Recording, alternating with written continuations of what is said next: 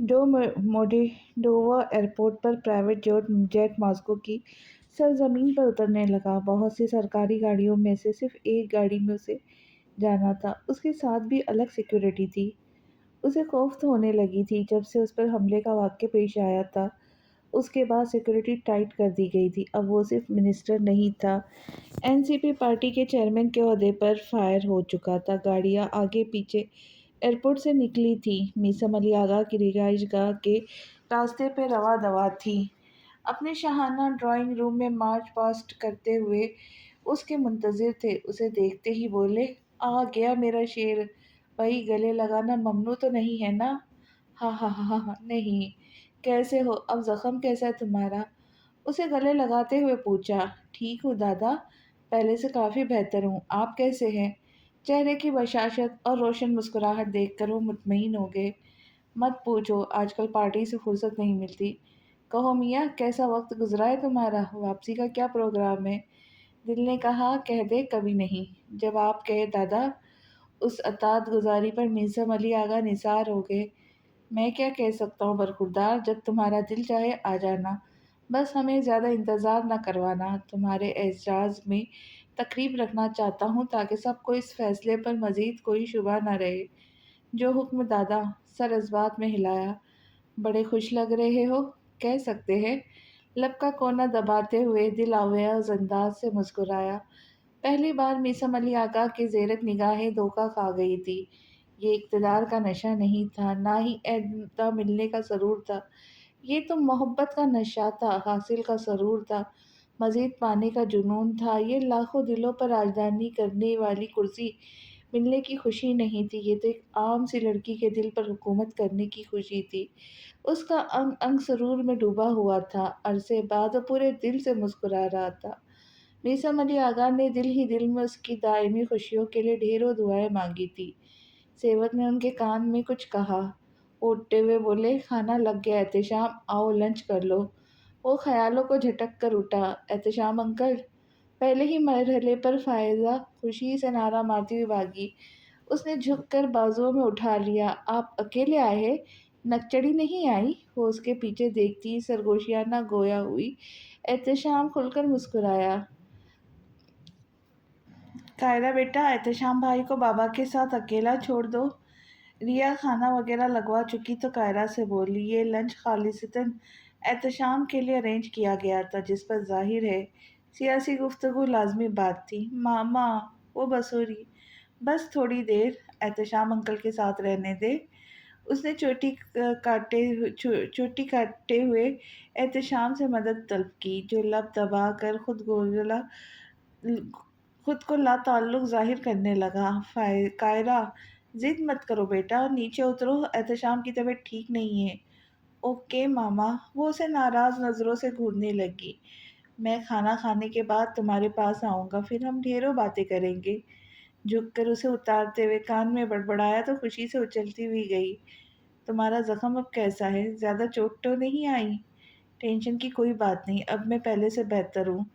मीसम अली आगा और रिया के शौहर ने डाइनिंग हॉल में कदम रखा तो रिया एक्सक्यूज करके बाहर चली गई। सियासत से मुताल्लिका मौज़ूआत पर गुफ्तगू बहस खाने के दौरान भी चलती रही थी। सेवक ने माजरत करते हुए हॉल में दाखिल हुआ। आगा साहब के को फ़ोन पकड़ाया, जो सुनने के लिए उनसे दूर हुए थे। Thank you Ehtesham. For what? उसने रिया के हस्बैंड की जानिब देखा। मेरी सिफारिश करने के लिए। इट्स ओके, मेक श्योर कि आप लोगों के झगड़े कायरा की ज़िंदगी पर असरअंदाज न हो। उसके लहजे से पुरखुलूस मोहब्बत छलक रही थी। तुमने मेरी बगैर मौजूदगी में कायरा की को कमी महसूस नहीं होने दी। बहुत शुक्रिया तुम्हारा।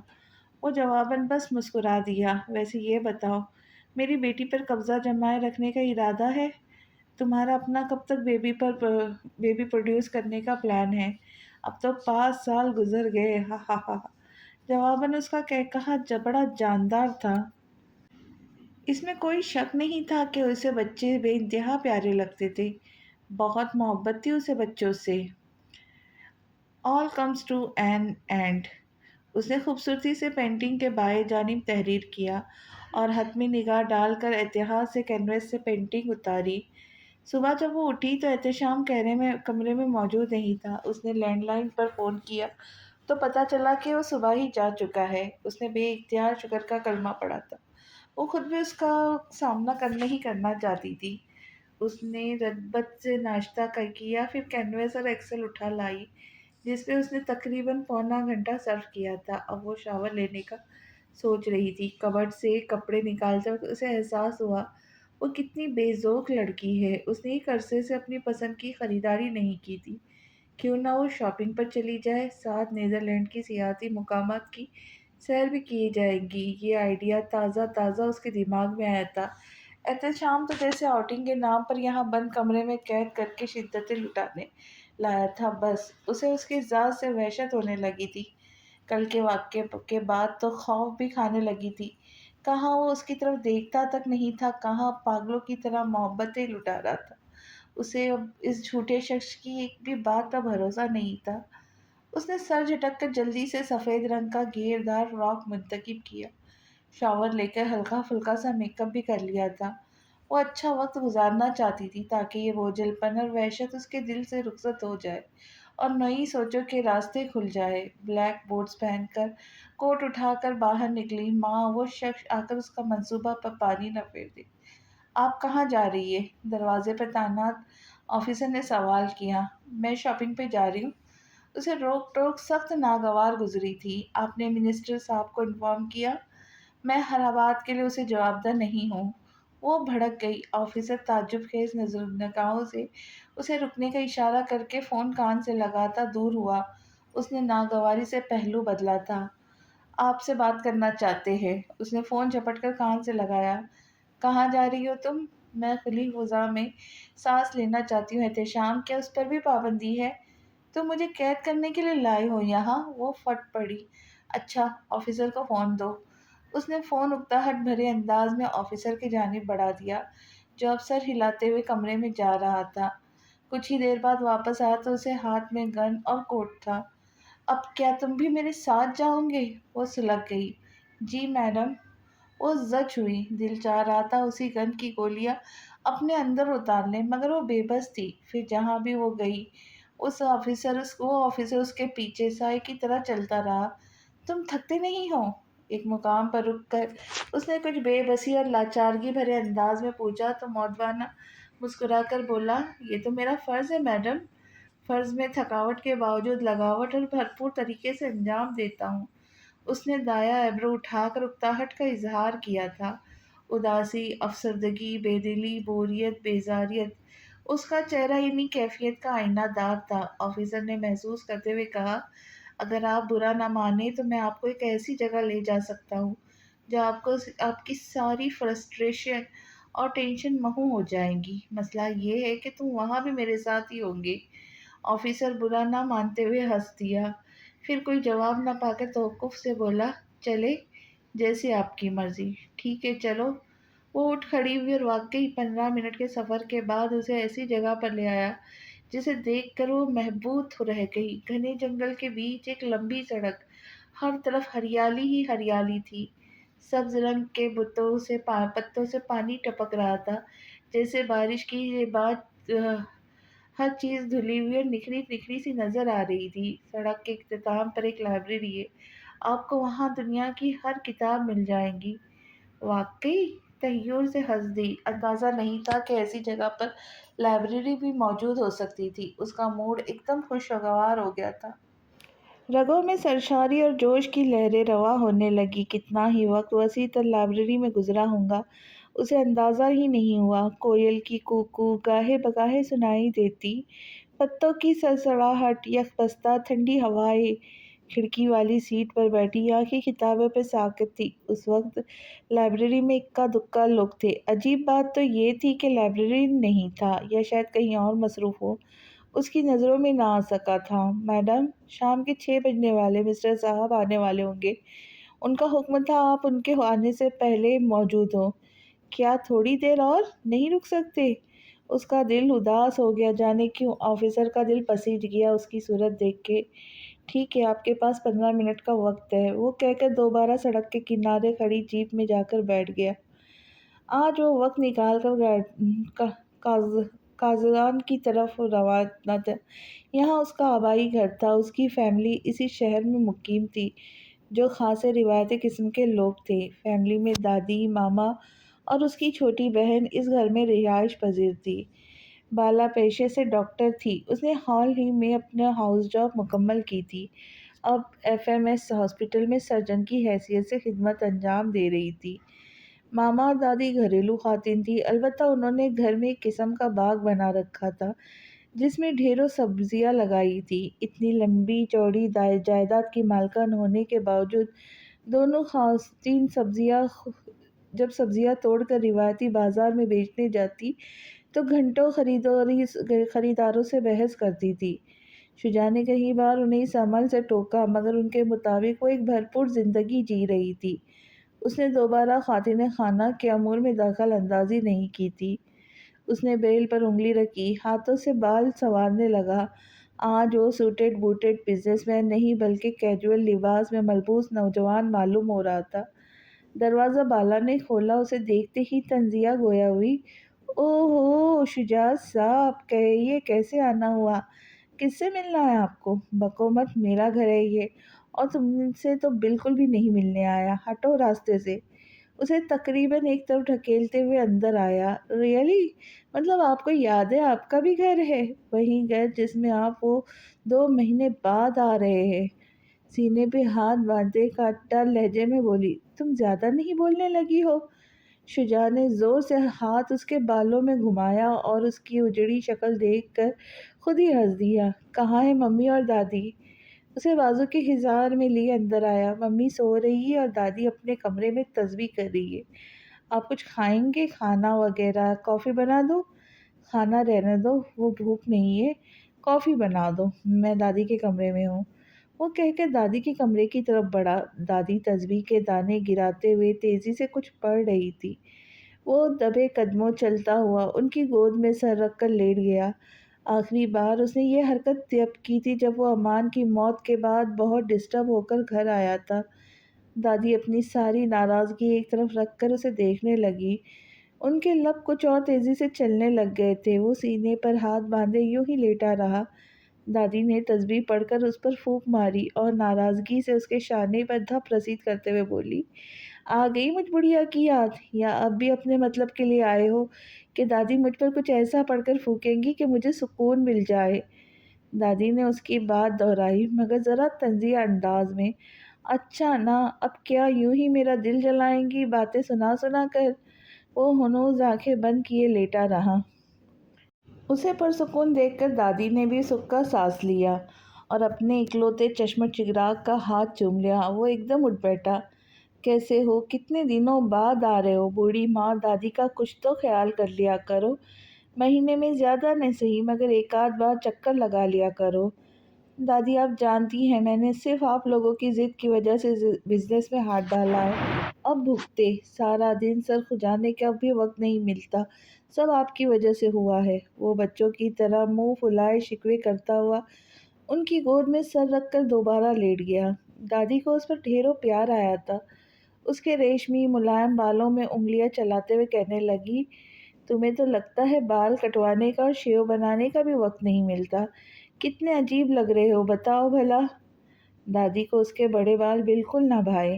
آپ ہی کو عجیب لگ رہے، لڑکیاں مرتی ہیں میرے بالوں پر، وہ اترایا۔ وہ لڑکیاں مر ہی جائے تو اچھا ہے، بالا نے مداخلت کرتے ہوئے کہا اور کافی ٹیبل پر رکھی۔ تم تو چپ ہی رہو اور اس کی شادی کیوں نہیں کروا دیتی؟ آپ کب تک ہمارے سر پر سوار رہیں گی؟ یہ اٹھ کر بھرپور وار کرتے ہوئے بولا۔ شادی کی بات تو آپ ہی نہ کریں تو بہتر ہے۔ اگر میں مما کو بھڑکا دوں نا، کل ہی آپ کی دلہن لے آئیں گی اور آپ کچھ کر نہیں پائیں گے۔ بالا نے بھی بازو چڑھا کر اسے تڑی دی۔ ہاں تو کر دے۔ اس نے کافی کا کپ لبوں سے لگاتے ہوئے سکون سے کہا۔ بالا کا منہ کھلا کا کھلا رہ گیا، جبکہ دادی کی آنکھیں بھی چشمے کے اوٹ سے ترچھی ہو کر اس کا جائزہ لے رہی تھی۔ مطلب آپ کو بھی یہ احساس ہو گیا کہ آپ کو اب شادی کر لینی چاہیے؟ وہ خوشگوار حیرت سے پوچھ رہی تھی۔ شجاع کے لبوں پر مچلتی مسکراہٹ نے جواب دے دیا تھا، بڑے چبے نستم نکلے آپ بھائی. آئی ایم شیور دادی انہوں نے لڑکی بھی پسند کر لی ہوگی. پوچھے ان سے دادی. اگلے لمحے وہ فسکڑا مار کر اس کے قریب بیٹھ گئی اور پرجوش ہو کر بولی، کون ہے لڑکی؟ پسند کی بھی ہے یا ہمیں چکر دے رہے ہو؟ دادی کا چشمہ ناک تک آ چکا تھا اب کہ وہ سنجیدگی سے اسے گھورتے ہوئے استفسار کر رہی تھی. جی دادی کوئی چکر نہیں دے رہا، سچ میں ایک لڑکی ہے، بزنس سرکل سے متعلقہ شخصیت ہے، دلاور پاشا اس کی بیٹی ہے. اس نے عام سے لہجے میں کہا کہ دادی کو شک سا ہونے لگا. پسند بھی ہے یا بزنس کی ڈیلز کی طرح اپنا فائدہ سوچ رہے ہو کہ اس کا باپ بھی بزنس مین تم بھی، دونوں مل گئے تو خوب جمیں گی. استغفر اللہ دادی، آپ کو میں اتنا مفاد پرست لگتا ہوں؟ دادی کے جواباً لب سکڑ کر بھویں اچکائی. اوفو وہ سب چھوڑیں، یہ بتائیں نام کیا ہے بھابھی کا اور ہم کب جا رہے ہیں ان کے گھر؟ بالا مچلتے ہوئے پوچھنے لگی. ایلف نام ہے اس کا، اور دادی اور ماما جب چاہے جا سکتی ہے. میں بھی چاہتا ہوں کہ اب زیادہ دیر نہ ہو. وہ گہری سنجیدگی سے کہہ رہا تھا. دادی اب بھی مطمئن نہیں ہوئی تھی، انہیں کچھ کھٹک رہا تھا. اللہ اللہ دادی، دیکھ رہی ہے آپ ان کی بےتابیاں؟ پتہ نہیں کب سے افیئر چلا رکھا ہے. بالا نے دھمکا مارتے ہوئے کہا تو شجا اسے گھور کر رہ گیا. میں اب آرام کرنا چاہتا ہوں، فی الحال گیسٹ روم میں جا رہا ہوں. ہاں بالی تم میرا کمرہ صاف کروا دو، میں اب کچھ دن تک یہیں رہوں. وہ خالی کپ ٹیبل پر رکھتے ہوئے اٹھ کر چلا گیا. بالا نے گہری سوچ میں ڈوبی دادی کو دیکھا. دادی آپ خوش نہیں ہوئی کیا بھائی کے فیصلے سے؟ اس نے یہی نتیجہ اخذ کیا. ایسا کچھ نہیں ہے، تم جاؤ اس کا کمرہ صاف کر دو اور تمہاری ماں اٹھے تو اسے میرے کمرے میں بھیجنا. جی دادی. وہ خالی کپ اٹھا کر باہر نکل گئی. Politics have no relation to morals. اس بات میں کتنی سچائی ہے دادا؟ اس کے سامنے بلیک کافی کا بھاپ اڑاتا کپ پڑا تھا جسے بغور دیکھتے ہوئے میثم علی آغا سے مخاطب تھا. سیاست ایک جنگل ہے میرے شیر، اور جنگل میں کوئی قانون لاگو نہیں ہوتا. موروثی تجزیہ کے مطابق گویا ہوئے وہ سیاست کے میدان کے منجے ہوئے کھلاڑی تھے. اب وقت آ چکا تھا کہ وہ احتشام کو بھی سیاسی داؤ پیچ سکھانا چاہتے تھے جو ایک سیاست دان کو عوامی لیڈر بناتے ہیں. اس میں ذہانت، طاقت اور لیڈرشپ کوالٹی پہلے سے موجود تھی. میثم علی آغا کو اس کا سیاسی مستقبل روشن اور تابناک نظر آ رہا تھا. ایک بازی ہو جائے دادا؟ آج کیسے خیال آ گیا شطرنج کا؟ میثم علی آج کیسے خیال آ گیا شطرنج کا؟ میثم علی آغا بغور اسے دیکھنے لگے.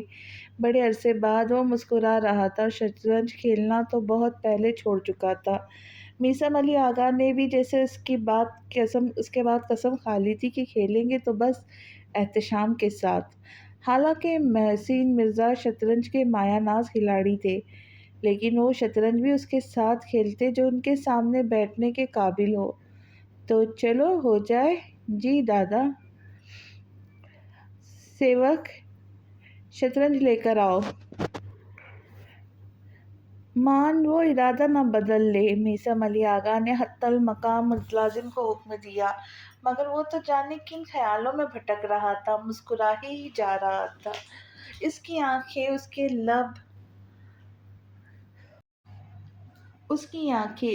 لب، اس کا انگ انگ سرور میں ڈوبا ہوا تھا. میثم علی آغا نے فی الفور ٹوکا، اگر سوچ سمجھ کر چال چلو گے تو فاتحہ ٹھہرو گے، اگر جلد بازی کرو گے تو مات ہو جائے گی.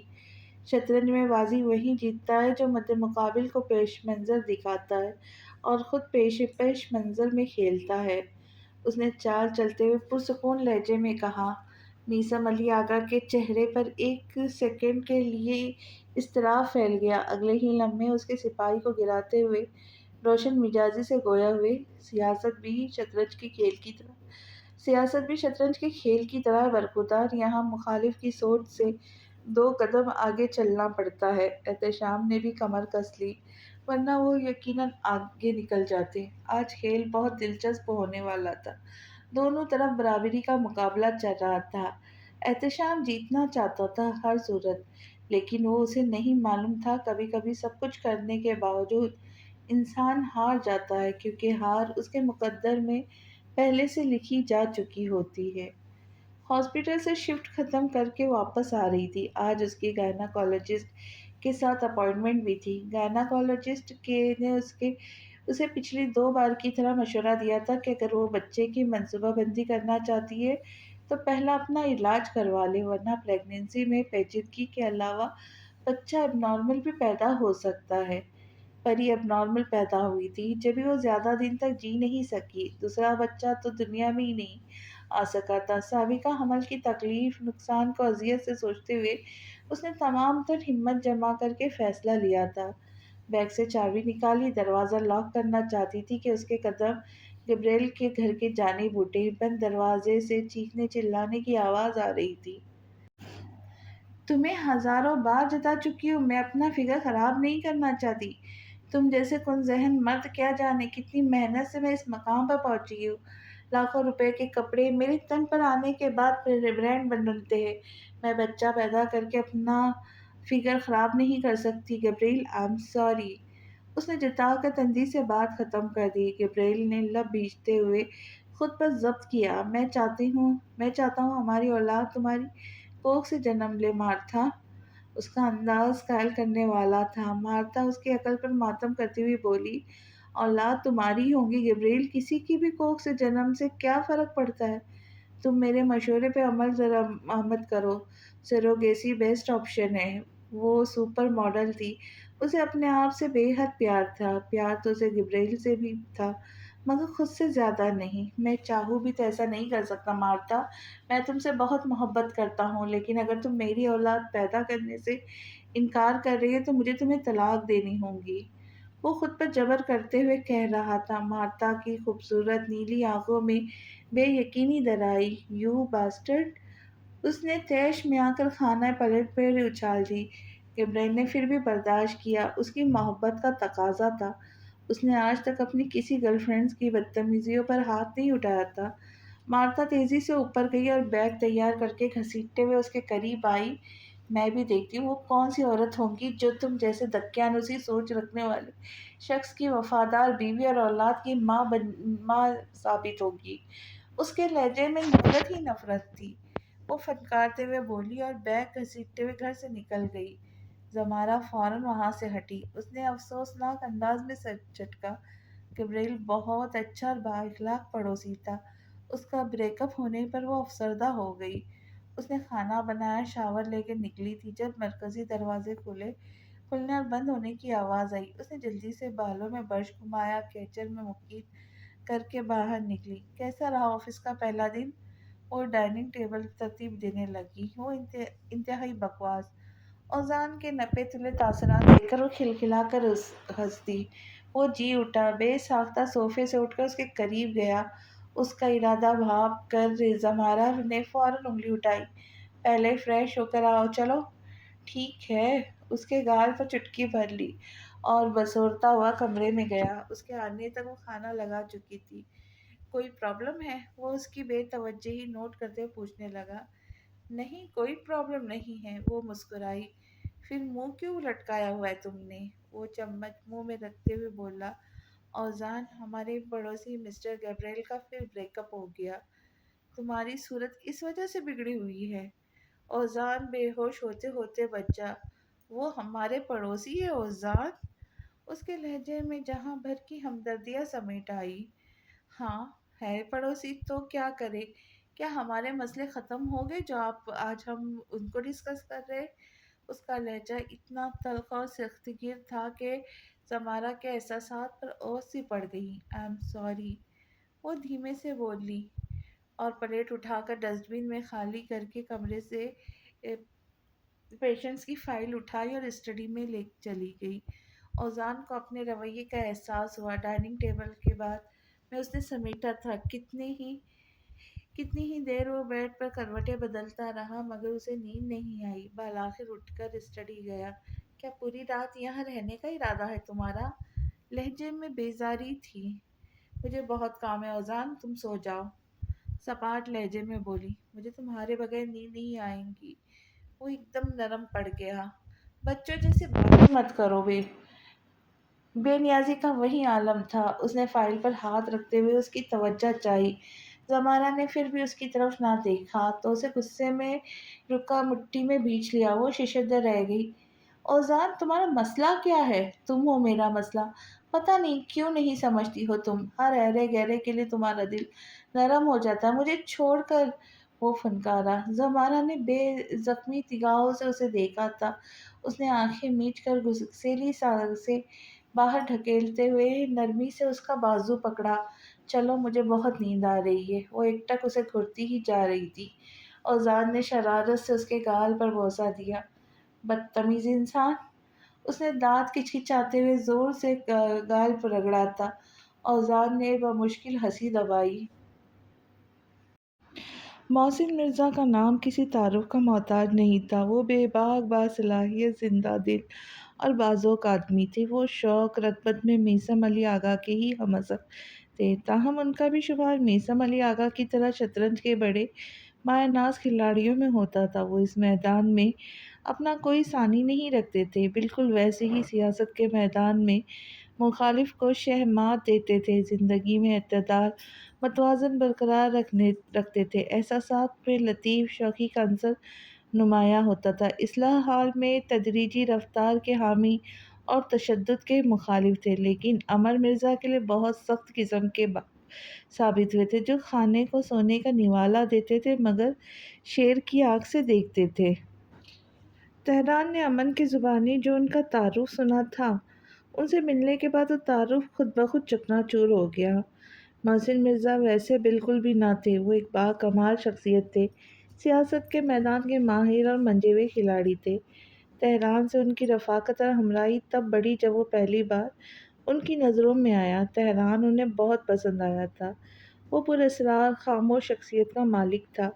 خاموش لوگ ان کی نظر میں خطرناک ثابت ہوتے تھے، انہیں ایسے لوگ بہت متاثر کرتے تھے۔ انہوں نے بھی اسے بھی شطرنج کی لت لگا دی تھی۔ جب بھی مل بیٹھتے تھے، ان کا "ہو جائے ایک بازی" دریافت کرنا ہمیشہ اس کے لبوں پہ مسکراہٹ لے آتا تھا۔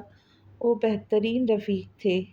I don't think I have ever liked myself if more than I do now. It's the strangest feeling to be proud simply because I'm taking care of me and mine. Is this what it is like to grow up? ایک عام اسے ایک پرانا ماخذ یاد آیا۔ I like myself more than I do now. اس نے قدآور آئینے میں ابھرتے عکس کو دیکھا، لبوں پر مبہم سی مسکراہٹ تھی، ذہانت سے لبریز آنکھوں سے روشنیاں پھوٹ رہی تھی۔ آج کتنے عرصے بعد وہ خود کو اتنا غور سے دیکھ رہا تھا۔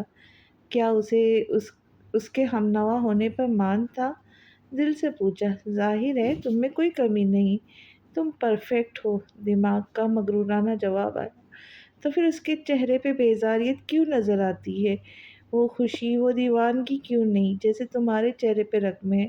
تم اس کے ہو چکے ہو، بتاؤ؟ دل نے پوچھا۔ دماغ لمحے بھر کے لیے لاجواب رہ گیا۔ دروازے کی نوک گھما کر وہ اندر آئی تو احتشام چونک گیا۔ شاید خیرے خیال سے۔ کہاں رہ گئی تھی؟ میں نے آفس سے کہا بھی تھا کہ شام سے پہلے واپس آنا، رات کو ٹھنڈ بڑھ جاتی ہے۔ وہ سیدھا ہوتے ہوئے بولا اور بیڈ پر پڑی شرٹ اٹھانے کے لیے بڑھا۔ وہ راہ میں حائل ہو کر تندی سے بولی، تم ایسا کیوں نہیں کرتے؟ ایک لمبی فہرست تیار کر کے دے دو، مجھے کہاں جانا ہے، کہاں نہیں جانا چاہیے، کیا کھانا چاہیے، کیا پہننا چاہیے، وغیرہ وغیرہ۔ اتنا تیکھا لہجہ! احتشام کو گدگدیاں سی ہونے لگی۔ وہ محفوظ ہوتا ہوا بولا، میں بھی یہی سوچ رہا ہوں۔ اس کا جواب اسے مزید سلگا گیا۔ تم میرے خدا مت بننے کی کوشش کرو احتشام، خدا ہی تو ہوں تمہارا، مجازی خدا ہوں، مجازی خدا، جس سے میرے مجاز بالکل نہیں ملتے۔ اس نے طنز کیا۔ دل تو ملتے ہیں، فوراً جواب آیا۔ اس کی بلوری آنکھوں میں احتشام کا ہلکا سا عکس ابھرا۔ یو نو واٹ، میرا دل تم سے مل ہی نہیں سکتا۔ تمہارے اندر کا جو گاڈ کمپلیکس ہے نا، یہ سب سے بڑا مسئلہ ہے۔ تم انسانوں کو کنٹرول کرنا چاہتے ہو، اپنے مطابق چلانا چاہتے ہو، پاسداری چاہتے ہو، اور میں ہرگز تمہاری پاسدار نہیں بننا چاہتی۔ تم مجھے کنٹرول کر سکتے ہو؟ اتنے حیرت انگیز انکشافات ہو رہے تھے۔ اس کی ذات کے بارے میں۔ اس نے دلچسپی سے بازو سینے کے گرد باندھے اور پوچھا، اور کن کن کمپلیکس کا شکار ہوں میں تمہارے مطابق؟ اس کے جملے اپنے آپ میں ایک مغرورانہ تاثر لیے ہوئے تھا، یعنی وہ دوسرے سے مانتا ہی نہیں تھا۔ وہ لب پیچھے سے دیکھتی رہی، پھر پلٹ گئی۔ کیا کمی ہے مجھ میں جو تمہارا دل مجھ سے نہیں مل سکتا؟ عجیب سے لہجے میں پوچھا۔ مٹیاں بھیجی ہوئی تھی اندر سے، کہیں وہ اس سے خائف بھی تھی۔ لیو اٹ احتشام، میں جاننا چاہتا ہوں۔ وہ وزد ہوا۔ احتشام پلیز۔ اس نے خود پر ضبط کیا۔ کیا پلیز؟ تمہارے دل میں کوئی اور ہے؟ کسی اور سے محبت کرتی ہو تم؟ اس کی آنکھوں کا رنگ بدلنے لگا، وہ ہراساں سی ہو گئی۔ ایسا کچھ نہیں ہے۔ تو کیسا ہے؟ مجھے بتاؤ، میں جاننا چاہتا ہوں۔ احتشام نے اس کا بازو تھاما، اب کی بار نرمی سے استفسار کیا تھا۔ اس کے سوال کا زلف کے پاس کوئی جواب نہیں تھا۔ وہ اضطراب کے عالم میں لب کاٹتی رہ گئی۔ اسے اب سب کچھ بتا دو، یہ نہ ہو بعد میں وہ اس سچ کو برداشت نہ کرے۔ اس کے دل نے کہا، میں تمہیں کچھ بتانا چاہتی ہوں، میں کسی اور۔ فون کی رنگ ٹون نے اس سلسلے کو توڑ دیا۔ احتشام نے اسے چھوڑا اور کال کاٹ کر فون بیڈ پر پھینک دیا۔ کیا کہہ رہی تھی تم؟ احتشام کا ہر عضو سماعت بنا ہوا تھا۔ میں کہہ رہی تھی۔ فون پھر سے بجنے لگا۔ وہ لال ببو کا چہرہ لیے پلٹا، فون اٹھایا، غصے سے آگ بگولا ہو کر کداور آئینے پر دے مارا۔ بے اختیار اس کا ہاتھ سینے تک گیا۔ وہ دہل کر دور ہوئی۔ اس کی نظروں میں احتشام کا سابقہ رویہ گھوم گیا۔ وہ اتنا ڈر گئی اس لمحے کہ پلٹ کر بھاگتی ہوئی واش روم میں بند ہو گئی۔ احتشام آواز پر پلٹا، اذیت سے لب بھیج کر رہ گیا۔ یہ علامت پہلے تو کبھی ظاہر نہیں ہوئی۔ وہ بہت سلجھا ہوا تھا۔ مار پیٹ، توڑ پھوڑ، وحشیانہ اور جنونی رویہ اس کی شخصیت کا حصہ نہیں تھے۔ ایسا کیا ہوتا جا رہا تھا؟ بری طرح سے چہرہ مسل ڈالا، شرٹ اٹھا کر پہنتے ہوئے کمرے سے نکل گیا۔ F M S hospital Moscow کا دوسرا بڑا ہاسپٹل تھا۔ یہاں دنیا کے تمام چھوٹے بڑے سرجن، ڈاکٹر، اسپیشلسٹ آتے اور جاتے تھے۔ گو کہ اس ہاسپٹل کی بنیاد میسم علی آغا نے رکھی تھی، لیکن وہ اس قدر مصروف ہوئے کہ وہ وہاں واپس رخ نہ کر سکے، اور یوں اس ہاسپٹل کا انتظام فہیم مرزا کو سنبھالنا پڑا۔ انہی کی محنت اور کوششوں نے آج ایف ایم ایس ہاسپٹل دنیا کا دوسرا بڑا ہاسپٹل تھا۔ مگر یہاں کچھ لوگ ایسے بھی تھے جو فہیم مرزا جیسے بڑے نام کی آڑ میں ایک بدترین قسم کا دھندا چلاتے تھے۔ وہ تھے اس ہاسپٹل کے چیف انچارج اور ان کا اسسٹنٹ میک۔ ان کے پاس 2 سال پہلے وکٹوریہ سیکرٹ کی ایک بہت بڑی ماڈل اس آئیڈیا کے ساتھ آئی کہ وہ اولاد چاہتی تھی، لیکن اسے پیدا کرنا ان کے بس کی بات نہیں۔ ایک تو ان کا سال ہا سال لمبا شیڈول تھا۔ وہ ماڈل تھی چونکہ پہلے سے سال بھر کے لیے بک کر لی جاتی۔ تاہم دوسرا مسئلہ تھا کہ اپنا فگر خراب کرنا نہیں چاہتی تھی۔ وہ چاہتی تھی کہ سیروگیسی کے ذریعے ان کے بچے کی پیدائش ہو، اور ایف ایم ایس جیسا بڑا ہاسپٹل ان کی مدد کرے اور انہیں ایک بہت ہی خوبصورت، باوقار اور کم عمر لڑکی فراہم کی جائے جو ان کا یہ کام سر انجام دے سکے۔ بدلے میں وہ انہیں منہ مانگی قیمت دینے کو تیار تھی۔ چیف نے بہت سوچ وچار کے بعد نامور گائنیکولوجسٹ اور جنسی ڈاکٹروں سے مشاورتی سلسلے شروع کر دیے۔ انہیں پتہ چلا مرد کے ڈونر ایگ اور اسپرم کسی فیمیل باڈی میں انجیکٹ کر کے بچے پیدا کیا جا سکتا ہے۔ چیف کی آنکھیں چمک اٹھی۔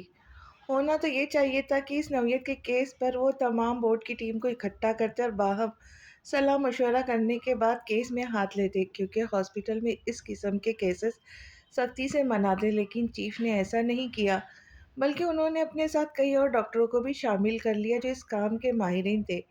پہلا کیس آنے کے بعد تو جیسے ان کے لیے راستے کھل گئے تھے۔ ان کا assistant Mike social platform پر لڑکیوں کی پروفائل کھنگالتا سارا دن، جن کی عمر 18 سے 19 کے بیچ ہوتی، خاص کر جن کا متوسط گھرانے سے تعلق ہوتا تھا۔ چیف انہیں اٹھوا لیتے اور بڑے آرام اور سکون سے انہیں سمجھاتے کیا، ان کے دل میں لالچ کا بیج بوتے۔ کچھ جو بدترین قسم کی لالچی آوارہ لڑکیاں ہوتی وہ ان کے جھانسے میں آ جاتی۔ چیف ان سے بچہ پیدا کروانے کے بعد شرط کے مطابق دی گئی رقم یا تو ڈاک کے ذریعے واپس نکلوا لیتے یا پھر لڑکیوں کو ڈرا دھمکا کر واپس اینٹ لیتے۔ اس گھورک دھندے کو پورے 2 سال گزر گئے تھے۔ اس کی وجہ سے سنگین قسم کے جرائم پیدا ہو رہے تھے۔ لڑکیاں جو بچہ پیدا کرتی وہ آدھی ادھوری رقم ملنے پر بھڑک جاتی اور نامور شخصیت کو بلیک میل کرنے لگتی، جن سے ظاہر ہے انہیں کوئی فرق نہیں پڑتا تھا۔ وہ لڑکیوں کو قتل کروا کر ہمیشہ کے لیے منہ بند کروا دیتی۔ کچھ لڑکیاں شدید ڈپریشن کی وجہ سے خودکشی کرنے لگتی تو کچھ لالچی پن میں جان سے ہاتھ دھو بیٹھتی۔ نوجوان لڑکیوں کے مستقبل اور زندگیاں تباہ ہو رہی تھی، لیکن ان سب سے چیف اور ڈاکٹرز کو کوئی نقصان نہیں پہنچتا۔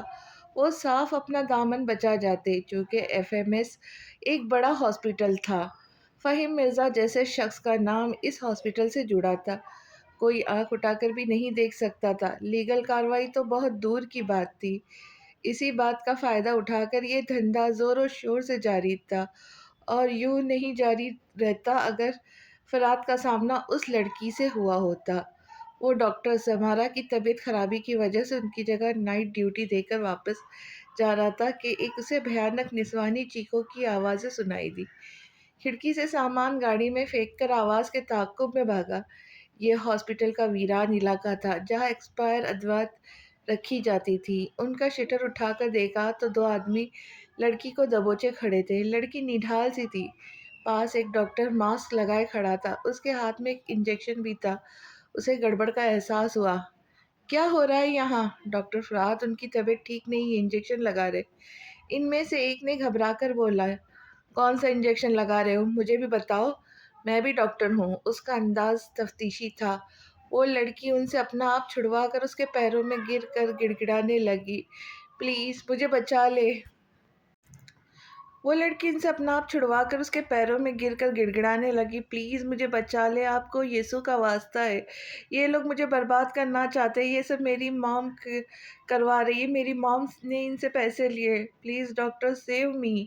وہ حواس باختگی کے عالم میں اسے سن اور دیکھ رہا تھا کہ ڈاکٹر کے مخالف سمت دوڑ لگا دی۔ وہ بھی اس کے پیچھے بھاگا، مگر وہ کہیں غائب ہو گیا۔ اس سے پہلے دونوں وارڈ بوائے لڑکی کو گھسیٹ کر لے جاتے اس نے بری طرح سے دونوں کو پیٹ ڈالا، تاہم وہ انہیں قابو نہیں کر سکا تھا۔ وہ دونوں موقع پر فرار ہو گئے تھے۔ گھر کہاں ہے تمہارا؟ اس نے ہانپتے ہوئے گاڑی کا سہارا لیا اور روتی بسرتی لڑکی سے پوچھا۔ میں گھر نہیں جانا چاہتی، میری ماں مجھے پھر سے لے آئے گی، کہیں بھی جاؤ میری بلا سے یار۔ وہ مزاجن تڑک کر بے مروتی سے بولا۔ آپ کے پاس کچھ پیسے ہوں گے، میں ہاسپٹل چلی جاؤں گی۔ آپ کے پاس کچھ پیسے ہوں گے، میں ہاسٹل چلی جاؤں گی۔ اس نے پانی حلق میں انڈیل کر بوتل پر ڈھکن لگایا اور کریڈٹ کارڈ نکال کر لڑکی کے ہاتھ پہ دھرا۔ گاڑی گھما کر اپنے راستے چل نکلا۔ اسے نہیں معلوم تھا اس کی یہ حرکت اسے کتنے بڑے نقصان میں ڈالنے والی ہے۔ صبح اس کی آنکھ محسن مرزا کی کال سے کھلی تھی۔ اس نے کسل مندی سے آنکھیں رگڑ کر بستر چھوڑا اور فون اٹھا کر بالکنی میں چلا گیا۔ جینٹل مین، ڈیل کا کیا ہوا؟ بات نہیں بنی لگتا۔ 2 دن کا پلان تھا اور آج چوتھے دن کی صبح ہے اور تمہارا فون ابھی نہیں لگ رہا۔ معذرت خواہ ہوں محسن صاحب، ذرا طبیعت خراب ہو گئی تھی، اس لیے نہیں آ سکا۔ آج کی فلائٹ سے آ رہا ہوں واپس۔ گردن مسلتے ہوئے مضطرب سا لگ رہا تھا۔ 5 سال کے عرصے میں پہلی مرتبہ محسن مرزا سے جھوٹ بول رہا تھا جب سے اس نے زلف کو دیکھا تھا۔ گستاخ دل بے ایمانیوں پہ اتر آیا تھا۔ کل بھی سارا دن کمرے کی بالکنی سے اسے دیکھتے ہوئے گزار دیا تھا۔ یہ کرتے ہوئے اسے ایک پل بھی یہ ادراک نہیں ہوا کہ وہ اسے کھو چکا ہے، وہ اب کسی اور کی ہو چکی ہے۔ تو تم نے مجھے پہلے کیوں نہیں بتایا؟ تم ڈاکٹر کے پاس گئے؟ وہ اس کے لیے فکر مند نظر آنے لگے۔ جی پہلے سے بہتر ہوں، بس آ رہا ہوں اگلی فلائٹ سے، اس نے کہہ کے فون بند کر دیا۔ ہوٹل کے سامنے والے کمرے میں ملازمہ صفائی کر رہی تھی۔ غالباً وہ لوگ جا چکے تھے۔ اس نے بوجھل قدموں سے واش روم کا رخ کیا۔ میں گائناکولوجسٹ کے پاس گئی تھی اوزان، بغور اسے دیکھتے ہوئے کہنے لگی۔ کیا کہا گائناکولوجسٹ نے؟ وہ تیزی سے نوالا منہ میں رکھتے ہوئے بولا۔ تمہیں بھی بلایا ہے، تمہارے ساتھ ایک سیشن کرنا چاہتی ہے، دھیمے سے بولی۔ آج؟ اوزان نے نگاہ اس کے جانب اٹھائی۔ زمارہ اس بات میں سر ہلانے لگی۔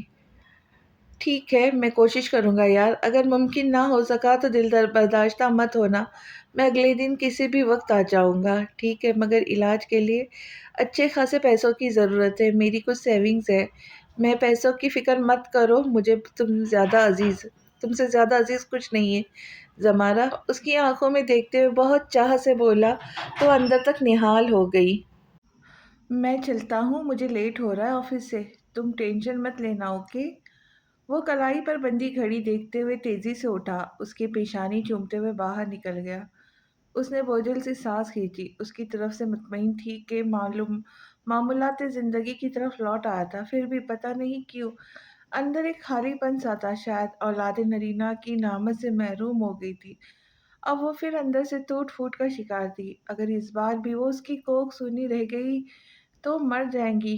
لا یعنی سوچوں سے اس کے سر میں درد رہنے لگا تھا، یوں ہی پورا دن گزر گیا، وہ ہاسپٹل بھی نہ جا سکی، بولائی سی سارے گھر میں گھومتی رہی، شام 6 بجے کے قریب فریش ہو کر گائناکالوجسٹ سے ملنے چلی گئی۔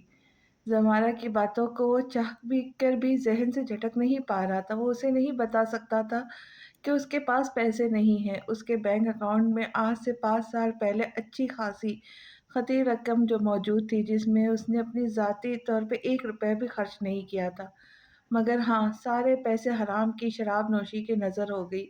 یہ لت اتنی بری تھی کہ وہ دھیرے دھیرے اسے چھوڑنے پر عمل پیرا ہوا تھا، ایک دم سے چھوڑنا ممکن ہی نہیں تھا۔ آفس میں بریک ٹائم تھا، آس پاس کی ٹیبلوں پر ورکر ہنس ہنس کر بات کر رہے تھے، کھا پی رہے تھے۔ وہ فون ہاتھ میں لیے پیشانی پہ مارتا ہوا سوچ رہا تھا کہ دل نشیں کو کال کرے، مگر نہیں، اسے اپنی بے وفائی یاد آ گئی۔ جب دل نشیں کو اس کی سب سے زیادہ ضرورت تھی، اس نے زمارہ کی باتوں میں آ کر نہ صرف اس سے تمام ناطے توڑ لیے تھے بلکہ اپنا نمبر بھی بدل لیا۔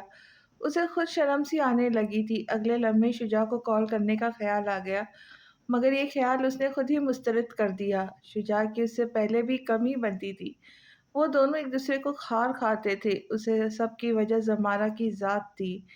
مینیجر کی آواز پر سارے ورکر دوبارہ اپنے اپنے کیبن میں لوٹ گئے، وہ جو کا تو بیٹھا تھا۔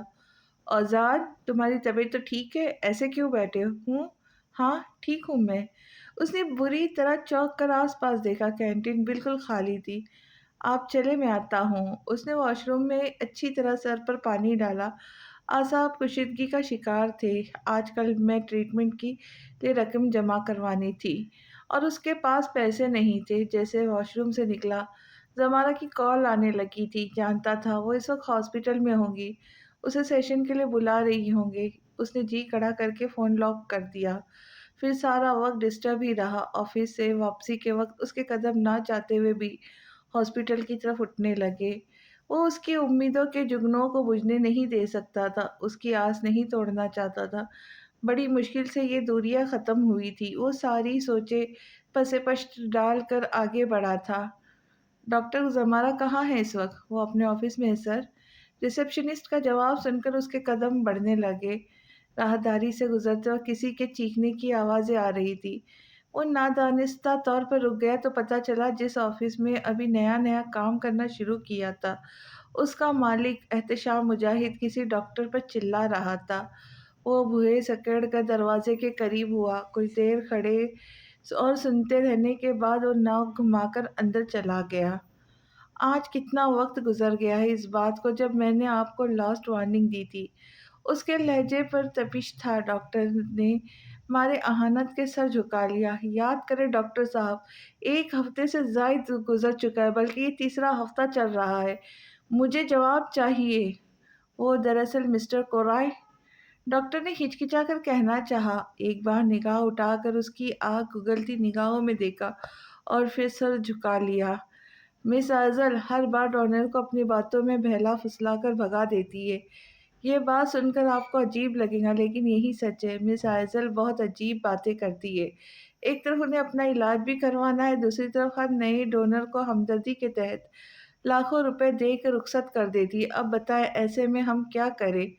اس نے ضبط سے مٹھیاں بھینچی۔ آئزل کو؟ مسٹر احتشام، ڈسٹرب کرنے کے لیے معافی چاہتا ہوں لیکن میں آپ سے ایک بات کرنا چاہتا ہوں۔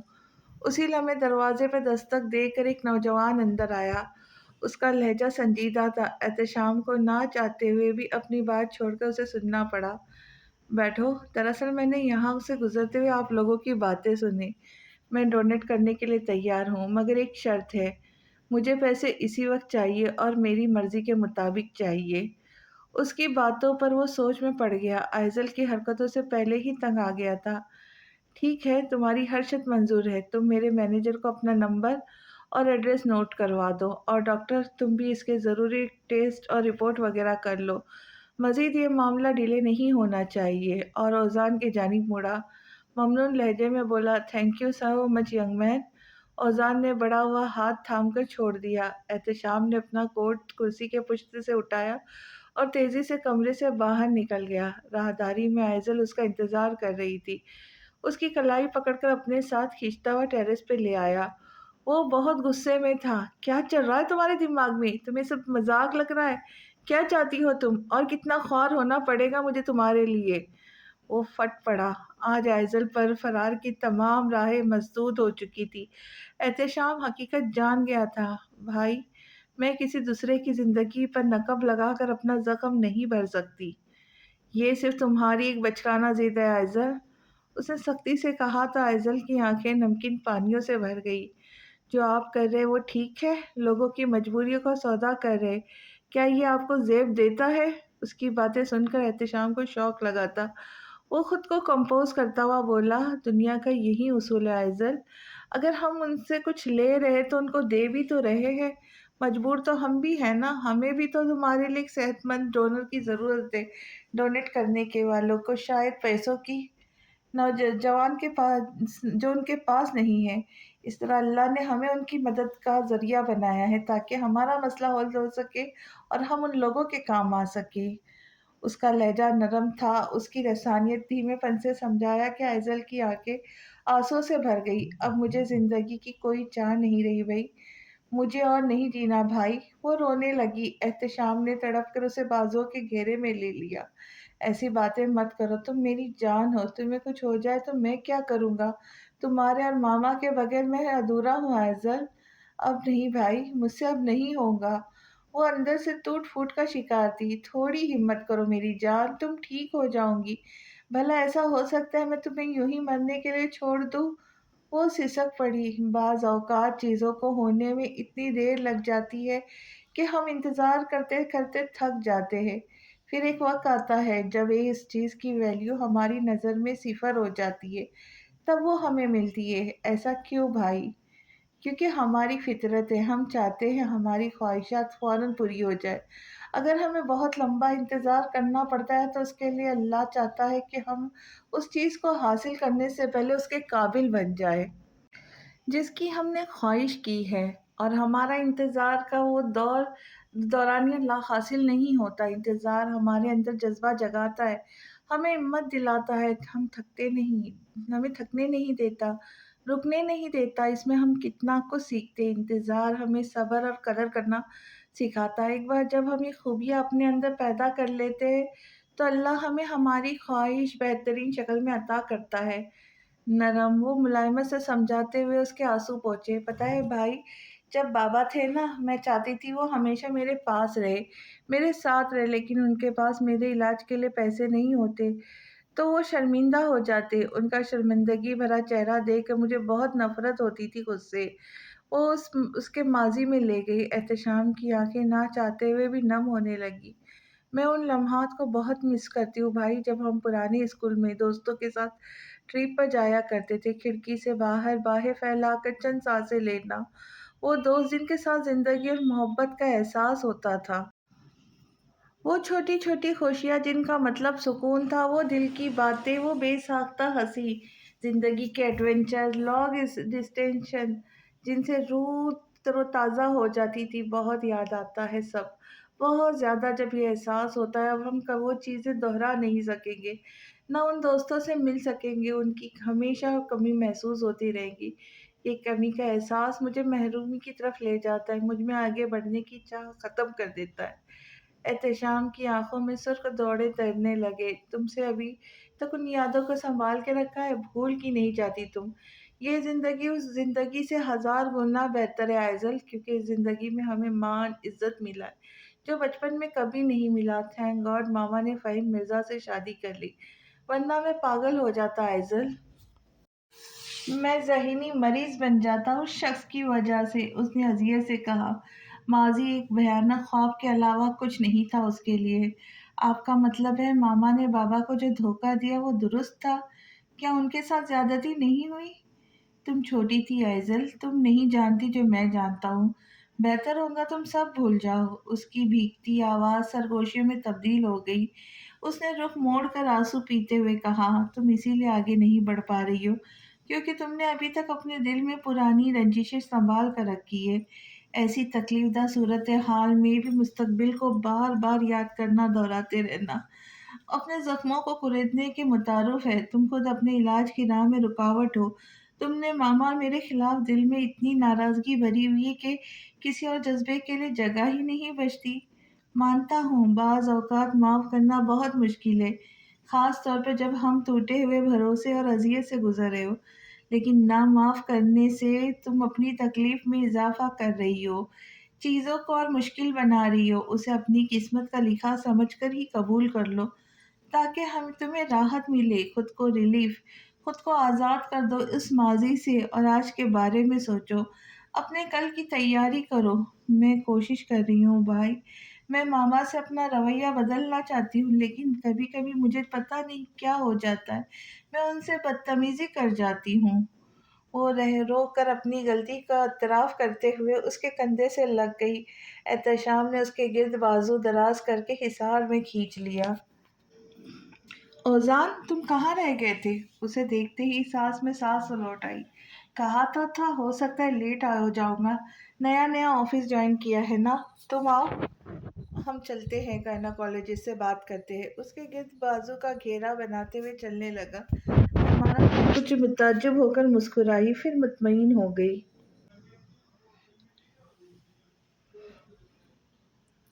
اسے گھر آئے 2 دن ہو چکے تھے۔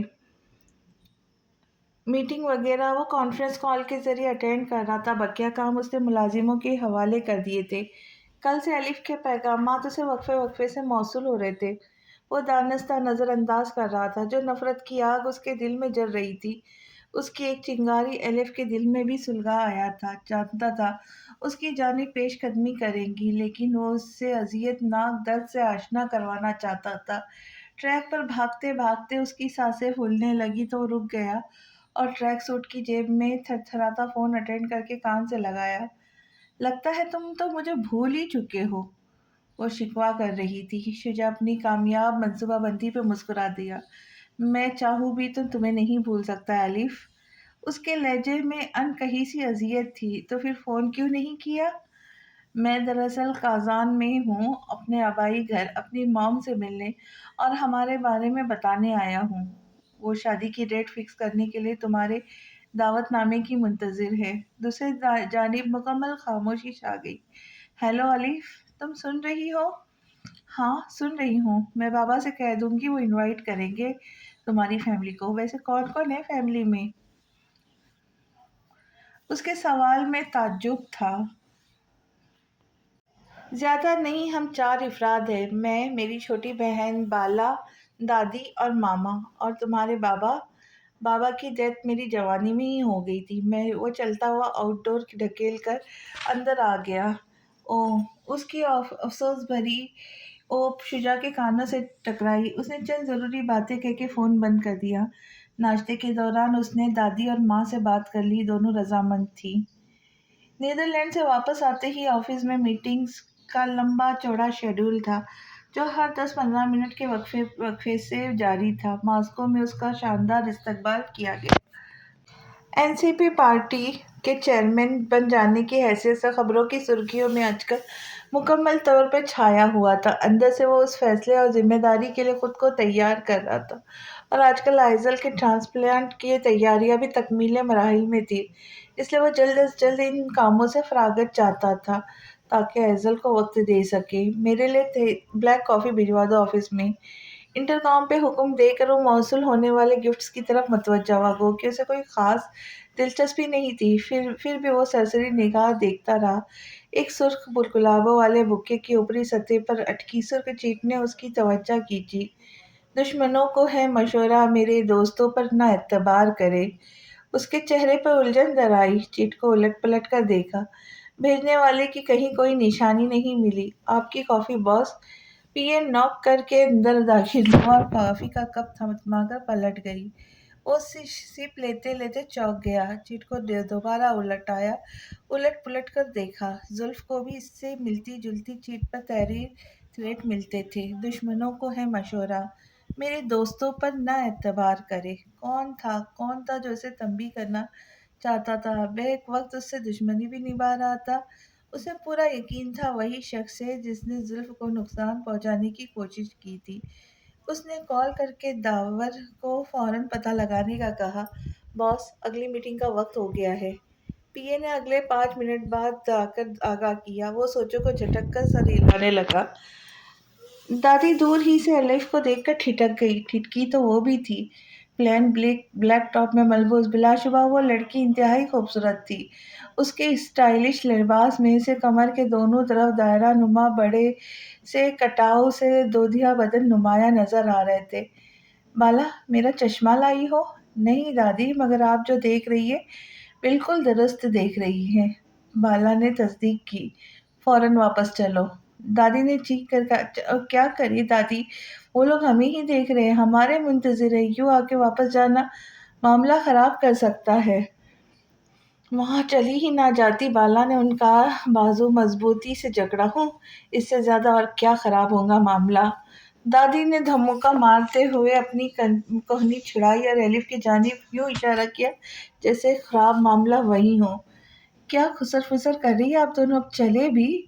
मम्मी जो खास फूलों और सब्जियों के टोकरे बनवा कर लाई थी, मुलाजिमों से उठवाकर उनकी तरफ पलटी। दादी ने पैतरा बदल लिया है। मामा, वो भागने की सोच रही है। यहाँ मैराथन रेस चल रही है क्या? यहाँ मैराथन रेस चल रही है क्या? जॉगिंग के लिए तो इनसे भागा नहीं जाना। अब आना है तो आ जाओ। मम्मी दुबा दबा कुर्राते हुए कहती, ये जा वो जा, चले भी दादी।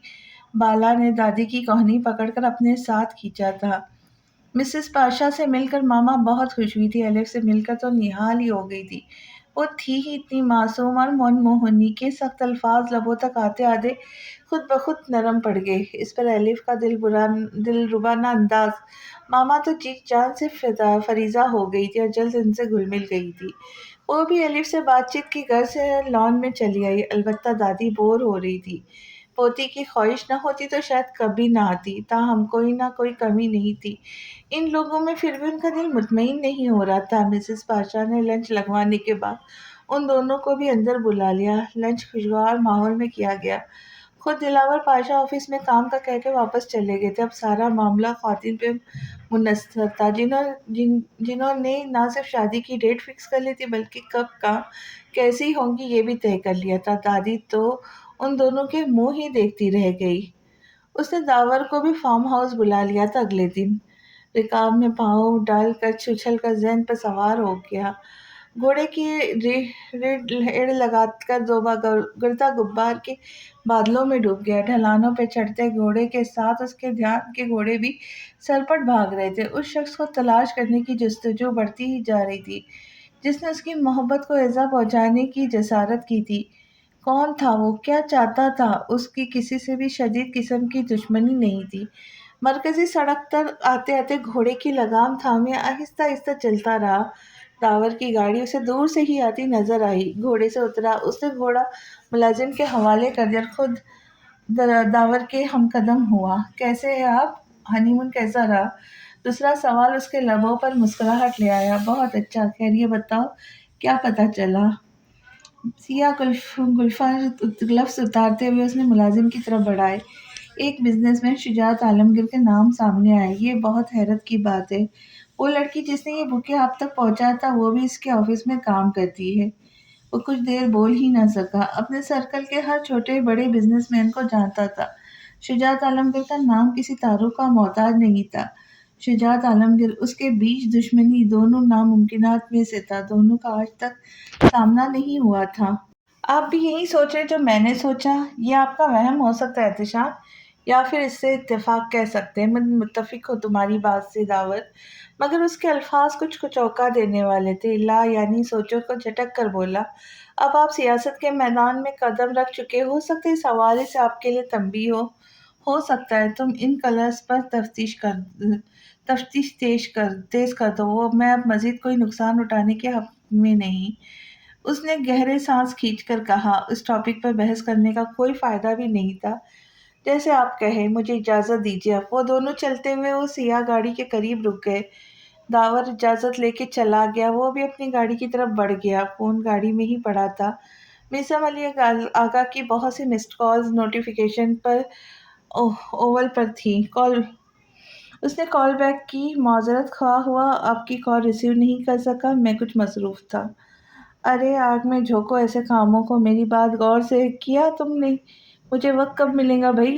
جب سے اسے عہدہ ملا تھا میسم علی آغا کا اصرار بڑھتا ہی جا رہا تھا۔ وہ چاہتے تھے جلد از جلد اسے کے اعزاز میں ایک پارٹی رکھے تاکہ وہ لوگوں سے میل جول قائم کرے اور عہدے کے فرائض سر انجام دینا شروع کر دیے۔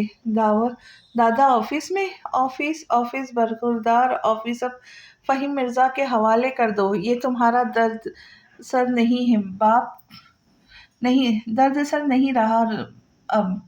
ٹھیک ہے دادا، آپ تقریب کی تیاریاں شروع کریں، میں کل تک سوچ کر آپ کو تاریخ بتاتا ہوں۔ اس نے ہار مانتے ہوئے کہا۔ یہ ہوئی نہ بات، چلو فون رکھو، گھر جا کر بات کرتا ہوں۔ اس نے بھویں اچکا کر فون برابر میں پٹکا۔ برا پھنس گیا تھا۔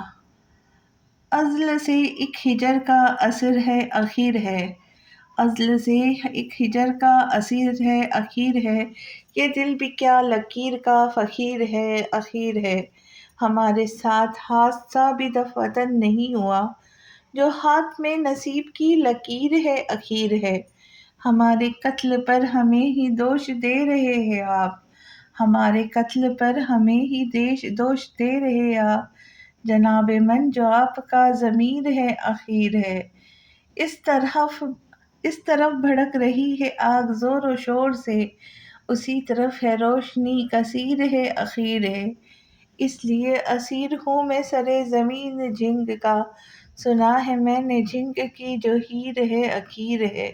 ہرا رہے گا عمر بھر جو زخم آپ سے ملا، جناب کی کمان میں جو تیر ہے اخیر ہے۔